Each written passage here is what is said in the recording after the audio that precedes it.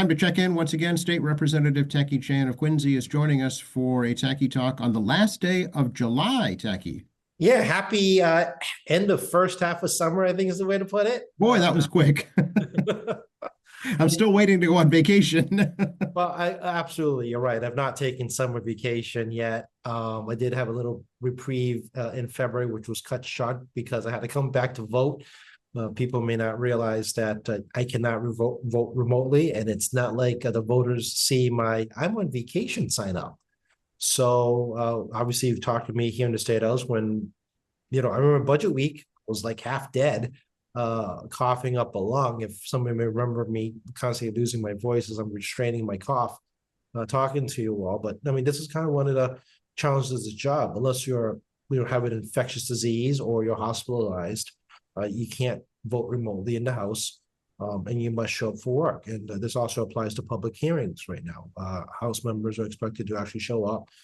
You cannot participate remotely, but you can observe the public hearing remotely the same way as the public can, of which the chair will know that you are at least observing the hearing remotely, if you're not in the room with us.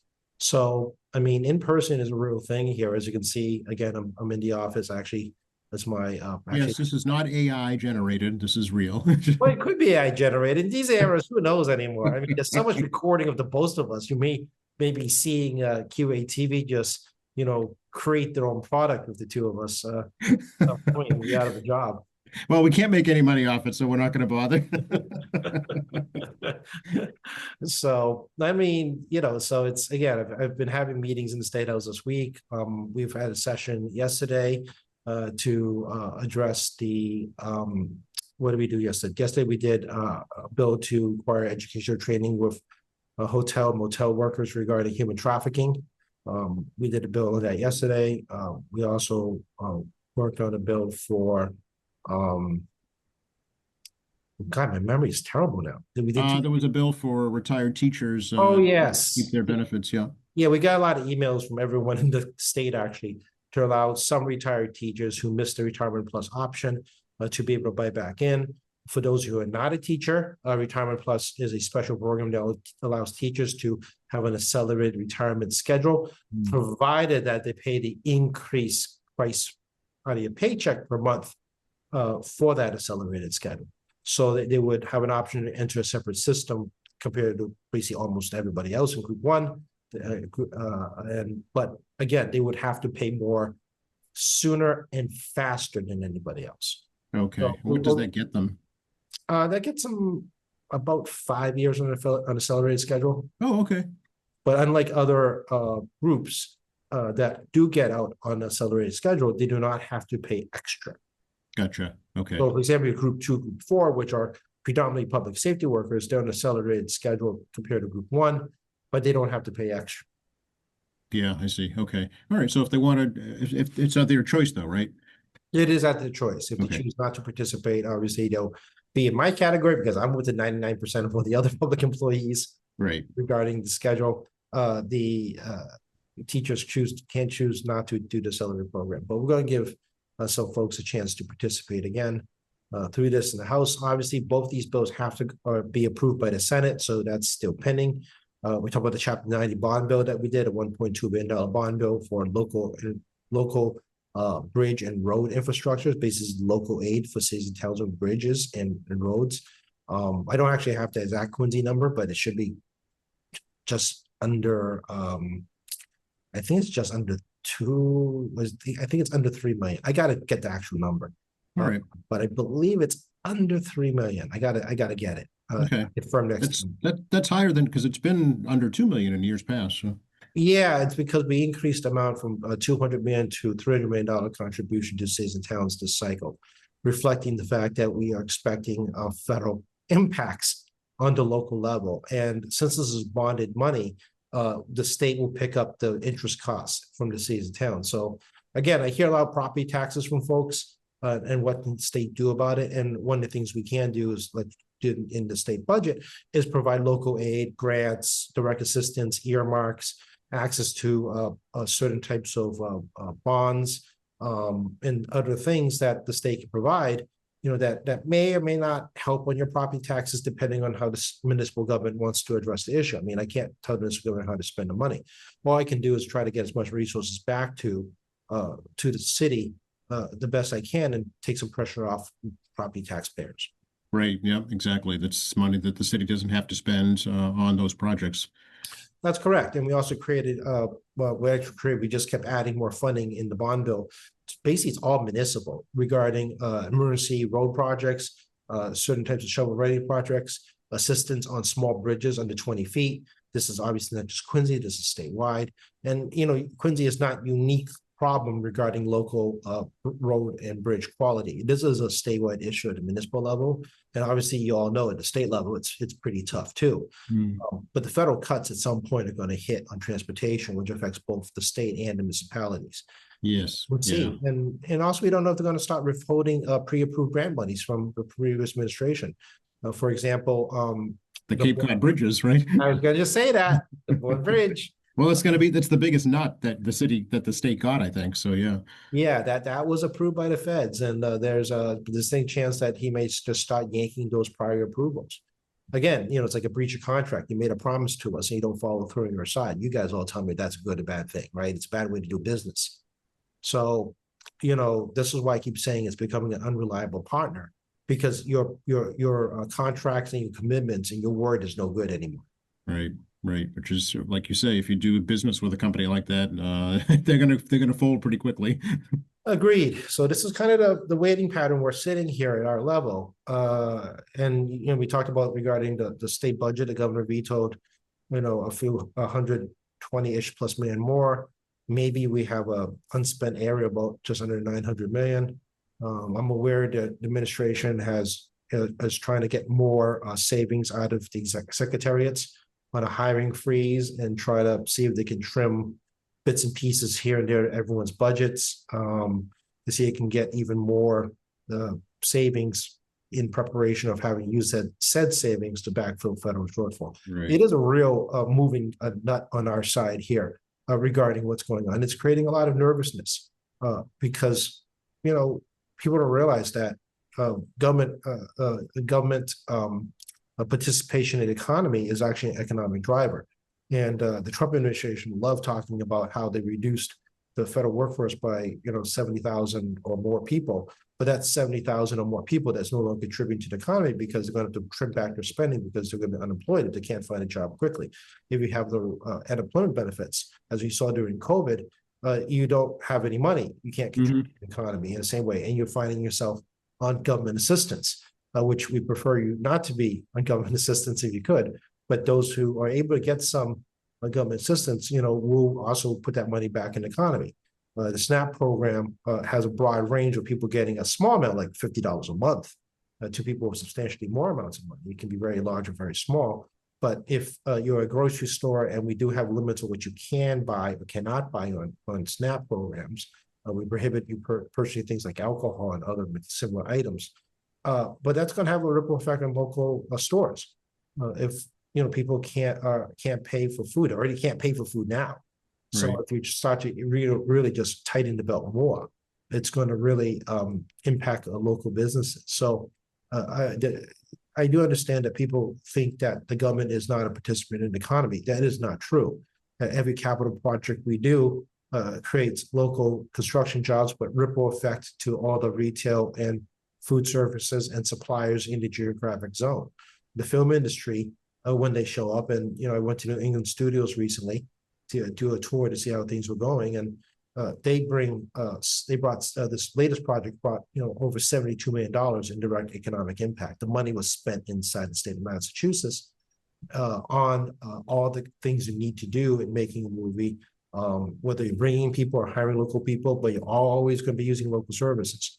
So yeah, you have to feed them, you have to house them, you have to move them around. Yeah, and you guys know I've been working on the film tax credit to make it permanent for a decade plus before we finally get that done a couple of years back. So I mean, there is a legit participation of government that helps the economy create jobs, but most importantly, you have a job, you can move money in a commercial economy, and our economy is 70%, give or take, commercial service, meaning retail and service industry. Mm-hmm. We're not a manufacturing economy nationally, and Massachusetts most definitely is a commercial slash service-based economy. Yeah, yeah. I've been speaking to a lot of the social service agencies, and they are quite concerned about how any federal cuts might impact them directly and also indirectly in terms of how their client base responds. No, you're absolutely correct. We have the exact same concerns. I met with a group of students and faculty from four UMass institutes, former UMass, university community colleges in that system regarding Asian American funding programs that was put in place in the Biden administration. It's actually relatively small dollars, about $800,000, but it looks like that will be 100% stripped out from that program. In the history of the United States, there's never been any investment in any kind of Asian American programming to assist students, but also provide some more educational at that level regarding Asian Americans in the United States, which we do have a history here of over 200 years. Actually 300 if you could consider the colonial period. So I think people aren't aware of that. But it's a real concern. And the state can only do so much because we can't deficit spend. And we have to have a balanced budget. And you all know, just like you at home, once you dip into your emergency savings money, it isn't like it replenishes quickly. Right. Yeah. What is the state's current emergency fund or surplus, if you will? Under 9 billion. So it's Okay. like 8.9, give or take some change. Okay. Some of the money we used for that interest was to leverage federal grants. We authorized the governor to do that. So she's authorized to take not all of it, but a portion of that interest that was generated, because interest rates on short term is still very high, to leverage that against federal grants. So, think about it, guys. If, we have a deal with the feds on a federal grant and we already put up our 25%, money's there for you saying, look, we got our cash, come through on your side, and they don't come through. Then you're out that money, right? Yeah, well, no, we still have the money, but yeah, we're out of the federal money. Right. Just wasted money that we've already set aside. It could have been collecting more interest. Right. And the time it took to do that too. Yeah. People hopefully will understand that this is not a simple process up here on procuring federal funds, federal grant programs. It is very engaged. It's time consuming, and we have to come up with our share. You don't have your share, you don't get the money. That's get it. Yeah, and what has not been discussed really is what benefit that all this government savings is going to translate into in terms of federal tax dollars. Well, that's a good question, right? I mean, I said before, one of the challenges of doing a tax cut of any kind is that if you just maintain the status quo by getting rid of a sunset, voters don't feel it. I mean, I'm just telling you guys the truth of the matter, right? Voters feel and residents feel, and actually everyone only feels what actually sees a physical change regarding things. Even but it's got to be changed substantial enough that you notice it. So, for example, when the income tax rate was gradually reducing down from the days of 6.95, to 5.95, and then gradually reduced to 5% over the course of 20 years. Nobody really said anything, because since we did such a gradual decline over a long period of time of tax receipts from taxpayers, people acted like, oh, well, I'm still getting, I'm still getting messed up by the state government on taxes. Like, no, your actual tax rate's gone down. It's just that you need to actually be cognizant of what those impacts are. Yeah, if you're a CPA, you noticed. Other than that, you didn't. Yeah, because it's such a small reduction over long periods. Right. And it's a flat rate, right, in Massachusetts? It is, but you actually saw like a 1% deduction in taxes over the course of essentially 20 years. It's just a slow decline. And then we also increase the standing deduction over time. If you take a standing deduction as opposed to a personally deduction. And people don't notice that either, because once it's actually in place, it becomes part of a regular practice. And then you don't ever thought about what was before. It's like, I remember back in the early 2010s, we had an instance where we actually increased the standing deduction because we actually overfilled the rainy day fund. And it wasn't the biggest standing deduction, but it was noticeable for a CPA. But, you all and me wasn't like, ooh, oh, wow, look at this. Because it's not like you and I memorized the standing deduction, history for 20 years. And over that same time period, most people's incomes increase. So that offsets it. So you really don't notice it. Well, that's it too. If you're in a situation where wages that go up, not everyone did, by the way. We do know that in the 2008 period to 2015 period, there was Oh, yes. nation and actual wage reduction because I took 3 pay cuts. Actually, my pay is tied to the economy, people. So your Yes. median household income is tied to my salary. So very conscious of when I took a hit. Um, so yeah. So that's kind of how that works. And this is kind of an interesting PR problem when you say, I didn't reduce your taxes. I just made sure they were the same from 2000 and whatever, 2018, it went to 17, 17, 2017. yeah. And 8 years ago, and people are kind of like, it's been 8 years. I mean, were you expecting, you know, You want cheering from the audience? yeah, exactly. I just find it fascinating how states, particularly Republican states, you're going to try to spin the fact that you have now status quo, Yeah, right? And then it's also more complicated than that, right? I mean, there's other components in there that affects other industries that may not affect us personally. So, it's going to be interesting because if the feds keep pulling back, and like I said, they believe that the Trump administration they reduced their contribution to the economy by over 5%. I heard that this morning. This is what I heard. I know that was my reaction too. I'm like, how does that work exactly?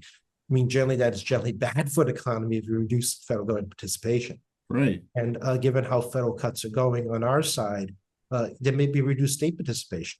Yeah. Well, we just saw the Fed yesterday keep interest rates right where they are because that's one of their concerns.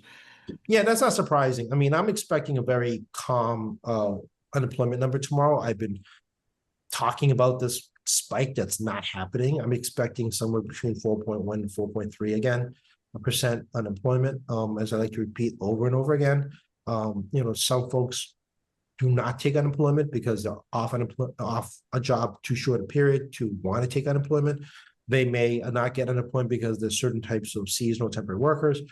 People may not apply because they're no longer in the workforce. They retire early. They may be an immigrant that's been deported. They can't take unemployment.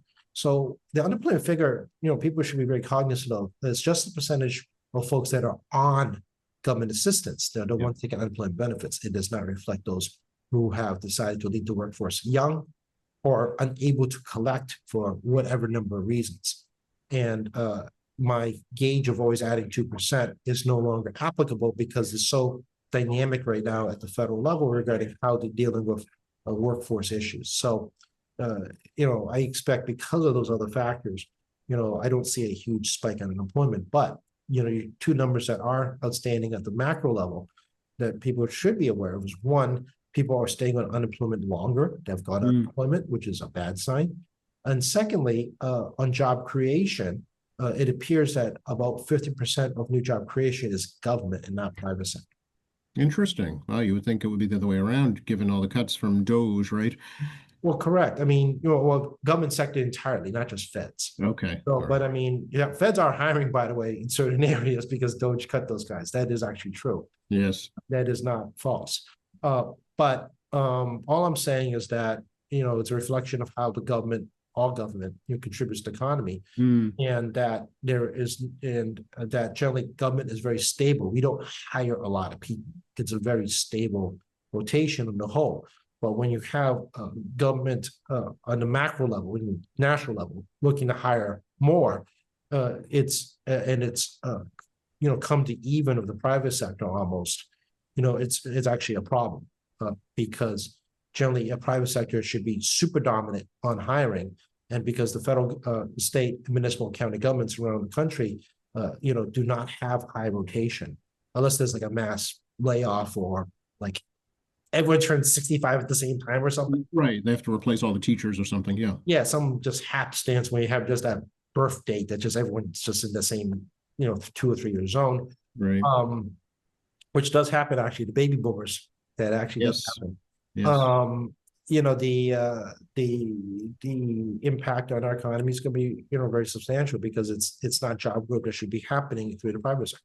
We talk a bit about the supplemental budget bill and notably the agreement for the bar advocates. Yeah, we talked about the bar advocates a bit before. Honestly, I did not hear from any of the bar advocates until I saw the news in May about the work shortage stoppage and the pay issue on full disclosure. I don't do courthouses as an attorney, so I do not know what it's like to be a bar advocate. For those who are unaware, there is public defenders. Those actually salary employees at the CPCS, the Council of Public. I can't remember the rest of it, but you I know, can't either, but yeah, it's the state agency that provides lawyers for defendants who can't afford them. yeah, exactly. So they're about 20% are salary employees. These are the contracted employees out there. You've heard House and Senate leadership as well as the governor in the media the last few days about the situation, and the solution right now is to give them a $20 increase across the board on all services per hour in two parts. So $10 in this fiscal cycle and $10 next fiscal cycle. The price tag we believe is approximately $40 million, and we'll see where we go from there.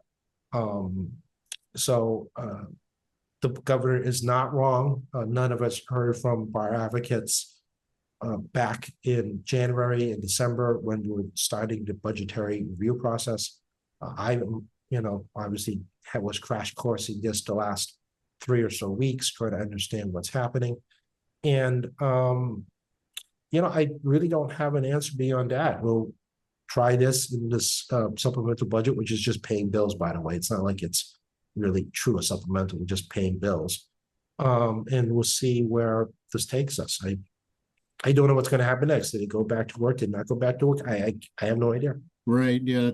I saw the speaker, there was a comment on it briefly, and it was, he offered an interesting insight that it's really like dealing with individual contractors, because there's no union, there's no one group you're negotiating with. It's individuals. Well, it's really complicated because everyone's at a different circumstance, and Right. we don't really have like a formal association. And even then, we're talking about a lot of attorneys, and they're not all the same situation. I mean, you can talk to someone that works this, they will know better than me, but I would presume that you got situations where you got someone's a solo practitioner running their own little business. And you got some people perhaps in a partnership or a mid-sized firm, or maybe 5, 10 attorneys. And they all tend to be very close to the courthouse. As you may be aware, if you drive near Quincy District Court, you're going to find the local attorneys that are right next door. And they're in the district court literally all the time. And they get assigned cases by the judge while they're there. So, some are probably very complex and some are probably fairly simple. Right. But if you can't afford an attorney, by constitution, you have right to attorney, which the government will provide. And it doesn't matter if it's like a shoplifting case of, a minor misdemeanor, or, you have a situation where you're drunk and disorderly, right? There's no, you don't know what you're going to get when you go to a courthouse. And some days may be super busy and some days may be a little slower. It's not like people committing criminal offenses move in a steady pattern. So, right. I wish I could have better insight of how that works in terms of being a bar advocate, but I really don't. I just getting the crash course of what's going on. Yeah. I think, did the bill also include some funding for, this one interested me, home health care? We're basically doing a lot of bill paying right now. Oh, There's a lot of backfilling. There was a lot of question mark given the federal situation. Yeah. But these are all literally bill pays at this point. People realize that so it's nothing new. Okay. It's nothing new. People should realize that we're like everybody else. Sometimes you're a little bit off the mark on the original budget because of unexpected costs. Like, it's like the electric bill. We have that problem too, right? Try to anticipate what our electric bill cost is, so we bake it into all the agency budgets. But if you have a monster spike, your choice is to try to find savings someplace else, or you have to pay the electric bill. Right. Yeah. And then try and find savings somewhere else. Yeah, and we're a balanced budget state, so that's part of it as well. We do not go into the rainy day account because you can't pay electric bill. Oh, no. I mean, that's truly for a rainy day like COVID. Correct. Yeah. It's got to be a real crisis, which, depending on the federal situation, may qualify. I'm not sure how we're going to do that yet. That'll be interesting, yes, to see what happens down the road. When do you think we'll know, Tacky? Probably once we get to the fiscal cycle ending at the federal government level, which is October. Okay. Their fiscal cycle, I believe, is is it November 1st? I'm trying to remember. Sounds right. Yeah, so most businesses and government runs on a calendar year, January 1st, or they run in the mid-calendar year, meaning June 1st. So I'm sorry, June 1st municipalities would do that. State governments would generally start on July 1st as a fiscal year. Feds are a little curious because they're in October. But certain federally funded not-for-profits will have their fiscal year follow the federal fiscal cycle. Right. Yeah. Right. Exactly. Just to keep the funding flowing. Yeah. Yeah, keep it in sync. Yeah. Your budget follows the Fed budget. So I think once you get to that point, plus all the rescissions they've done, which will all come full hit, I think it'll start to shake out as we're closer and closer to October. Okay, we'll have to see what happens.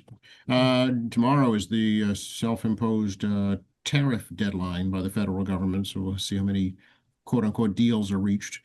Well, I mean, a deal's a deal until it's actually inked, right? Yeah. And the other government, depending on how the government structure is set up, has to approve it. So some places need parliament or the legislative body to approve tariff deals. Some do not.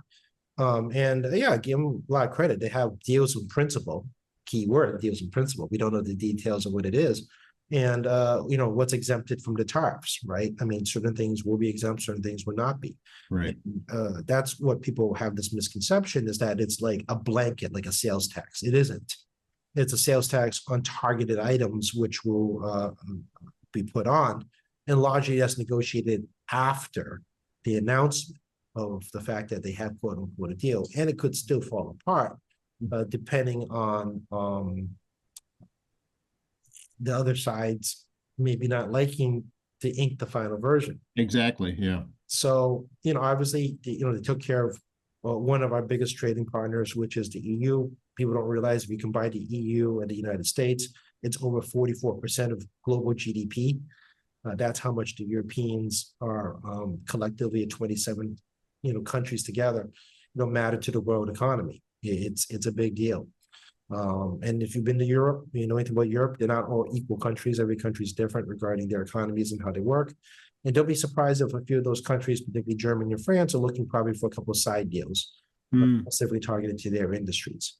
But the EU bloc still has to prove this deal. Just because the EU president says we have a deal, you still have to get it past the EU legislative function to see what happens. So, I mean, that's assuring. The Japanese government, set it up and they protected their car industry, which was their primary goal. And they basically gave, $550 billion to basically protect their car industry, which upset the big three in the United States that happened. But, that's what happened. And then Korea came through with another 15% tariff deal as well. Again, targeted towards very specific areas. And he has a really minor countries. I mean, I'm sorry, but Philippines is not a big U.S. trade partner.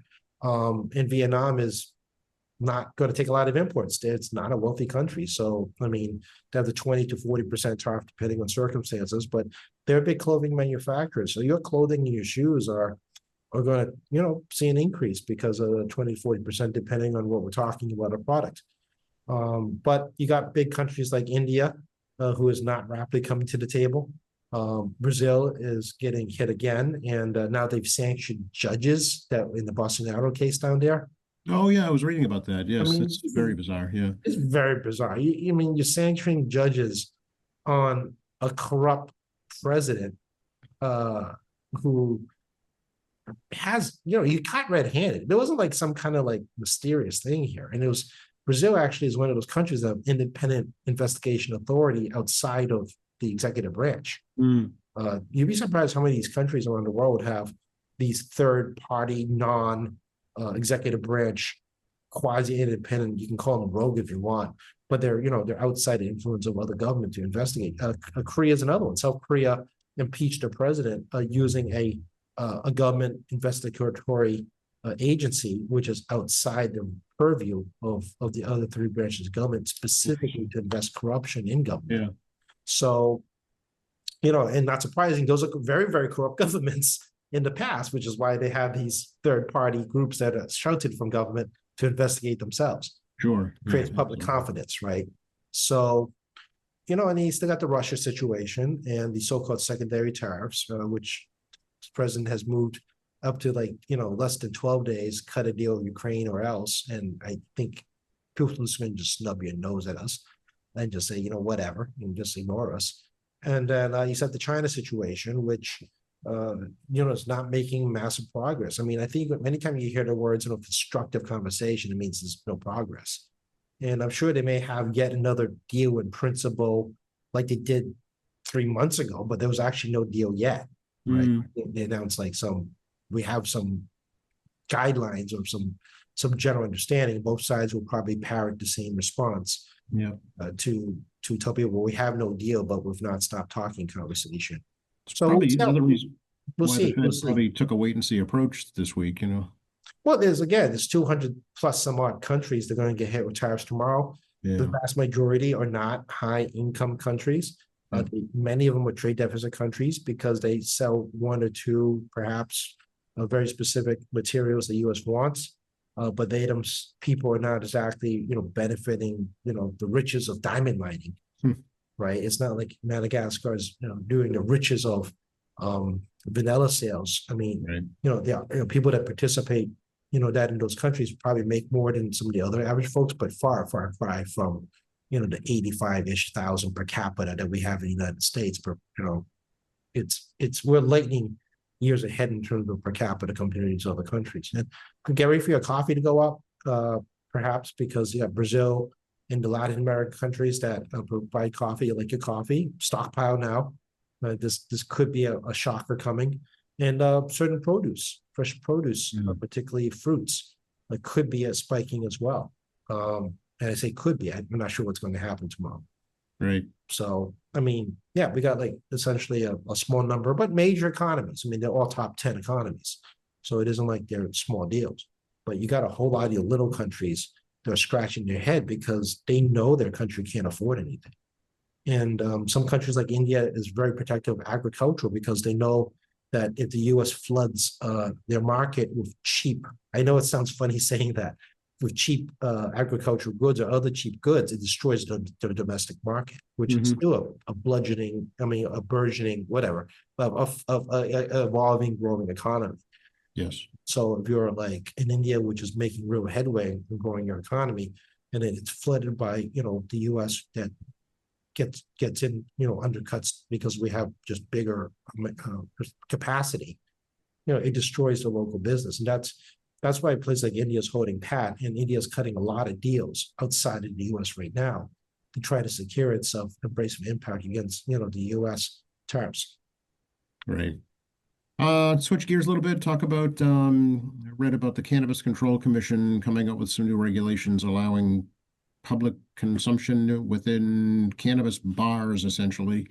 Yeah, this has actually been talked about for a long time. It's actually in the enabling statute to allow them to do cannabis cafes. Okay. I don't claim to know a lot about those things. I've never been in one. I've never participated in one. Been told in other countries this is a thing.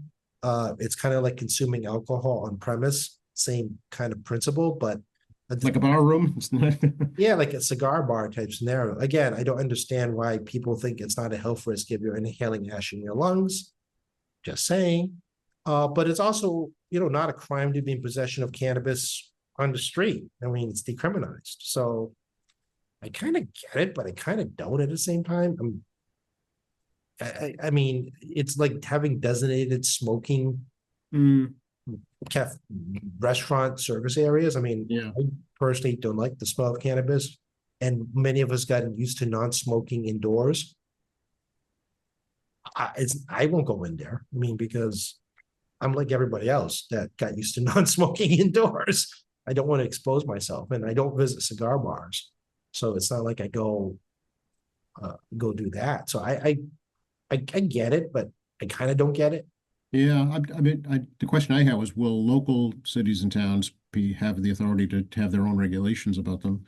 Well, they have the standard business regulations, but they can't, prohibit it short of the local business regulations that they apply anyway. Okay.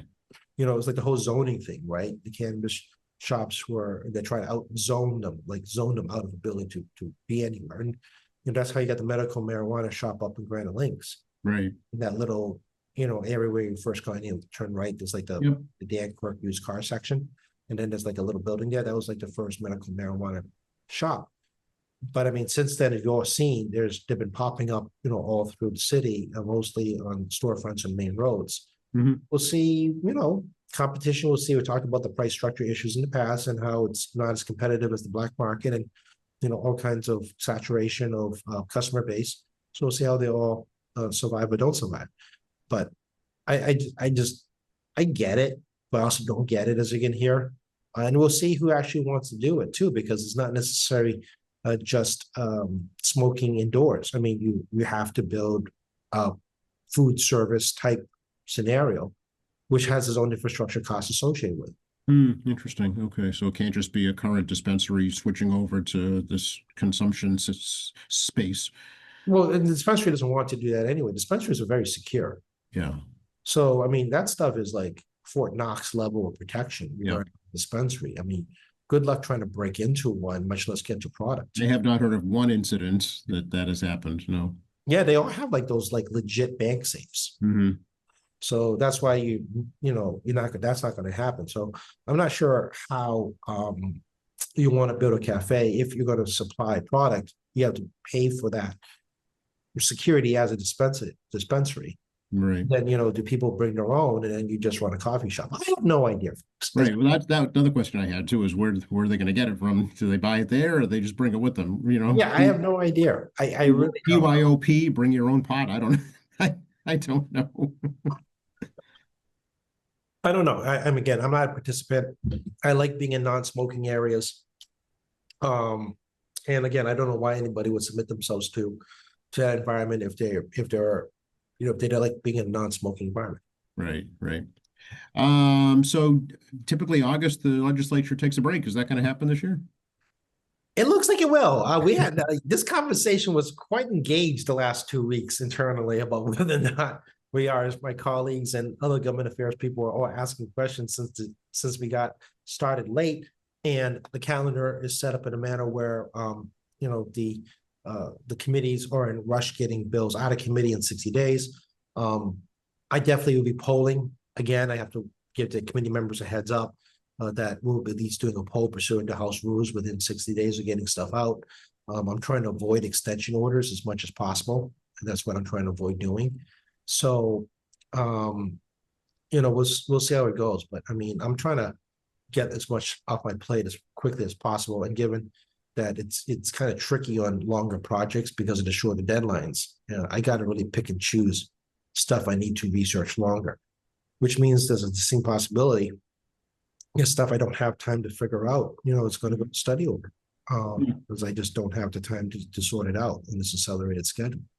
And I work on some complicated stuff in committee, and I do like to keep the committee informed. So, I have great people, working for me, but it's less about the importance. Well, let me frame it this way.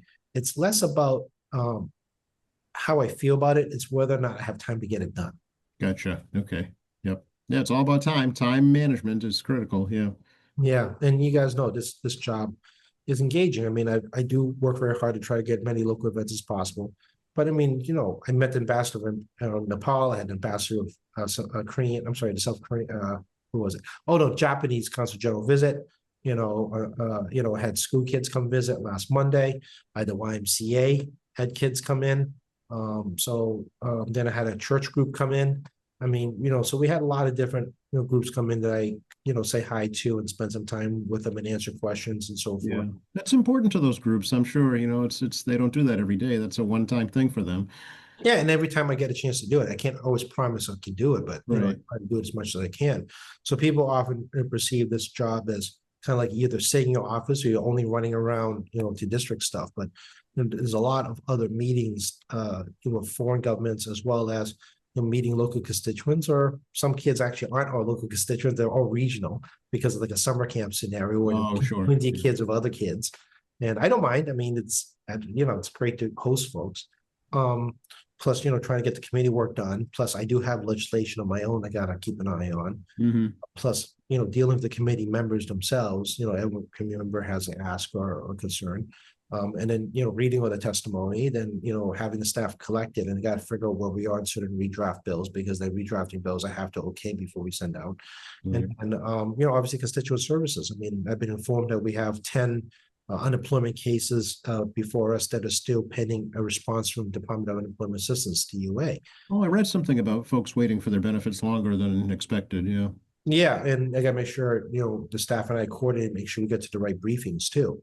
I can't do every briefing, obviously, so we have to coordinate among ourselves, like who's going to what. And then we have to fill each other in on what we heard. We take notes of each other, what's going on. It's turned in among the staff, including myself. So, I mean, this job is much more involved in so many different ways beyond just going into the chamber and voting. Speaking of the district, there's lots happening. We've got August Moon right in August. There's some big concerts in Quincy this weekend, so there's tons going on. Yeah, I give a lot of credit to the city again on putting together incredible Quincy 400 events, a lot of free concerts, a lot of stuff happening on the Hancock Adams Park in front of City Hall. Obviously, August Moon Festival is a mainstay on the South Shore. It is the largest festival in August, in particular on the South Shore. Great job with Quincy Resources, the Parks Department, the Police Department, the Quincy Public Schools, all the volunteers, the sponsors. I mean, it's a major event, and I'll be there.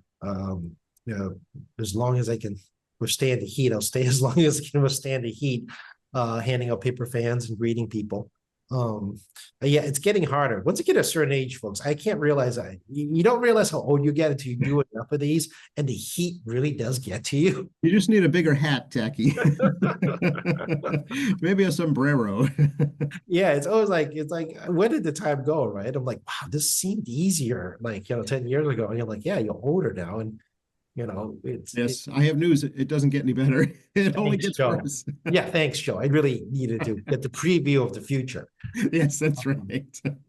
And sales tax holidays in August. Yep, August 9 and 10. I'll be having a birthday that weekend. Oh, no kidding. Speaking of getting older.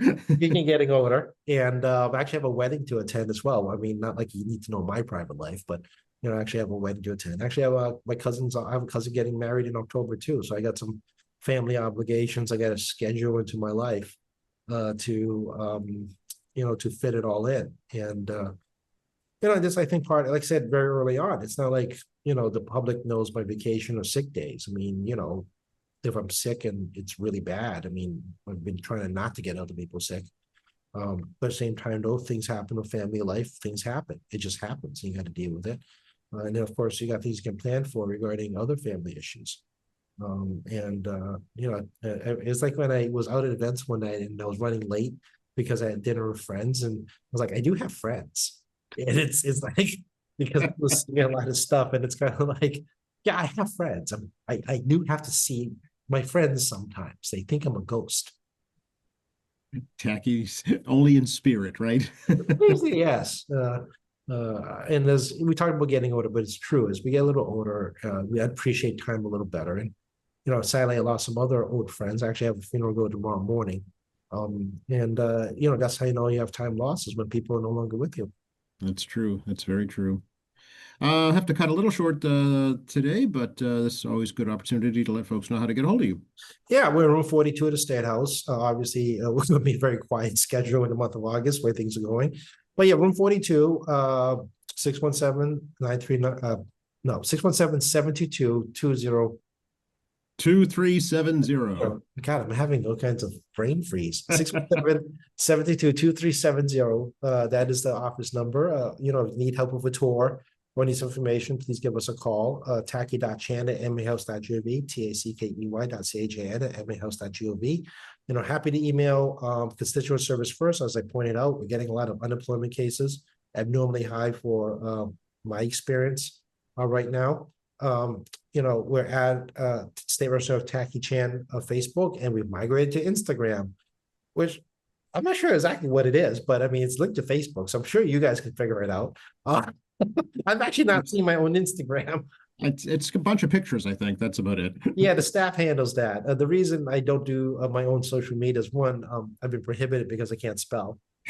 And second, it's a rabbit hole for people like me. I start going to the rabbit hole of social media. I will never come back out again. It's not good mental health for personal reasons.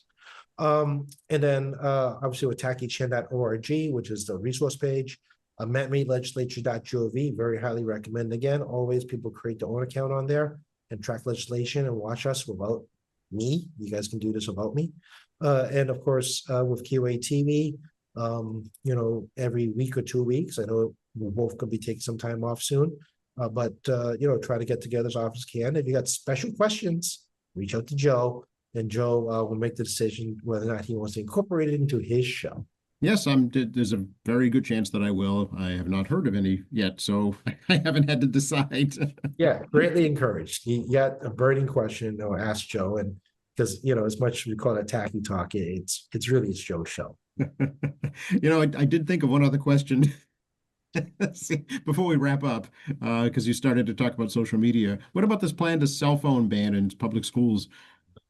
I've been talking to some folks. I don't have children, so I don't have personal experience in the matter. But talking to some parents and talking to some teachers, and it's people like the idea, because it's hard to focus when you have cell phones out. Obviously, school security is a concern because sadly, cell phones is how you call for help. God forbid something happens in a school. So there's a delicate balance here where we have a new form of emergency response device while trying to keep people from being distracted in education. Those of us who own it, remember, you brought your Walkman, you weren't going to be able to wear it. Yes, I remember that. Yeah, those of us who are old enough. I mean, the teachers frowned on your Walkmans in class.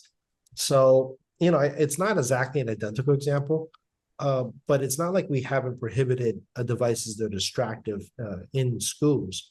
And cell phones are not the same, but I do understand that. But I mean, it's the same principle. The only crinkle, again, is that these days, sadly, very sadly, they're a very important emergency response device. Yeah. It still needs to be worked out, and obviously there'll be exceptions for emergencies like that. Like you say, if hopefully never needed. I hope so too, Yeah. because technology is getting better, AI is getting better too, and God forbid, there's something happens in a school in Massachusetts, and you got to do an emergency response to students. You can bounce them to the tech message as a priority and emergency response right away, for example. Right. And we're heading that direction. I mean, that's what's going to eventually happen is, God forbid, something happens in a school and everyone's phones, buzz saying that, this is the emergency situation, proceed to do X, Y, Z things. Right. I hate to say things like that because it's so different from both our childhoods of how we grew up. It very much is. So yeah, it's a stark reality of the day and the time that we live in, right? We are gonna catch up with you hopefully next week, Jackie. Yeah, hopefully get to next week. Next week is National Conference of State Legislators.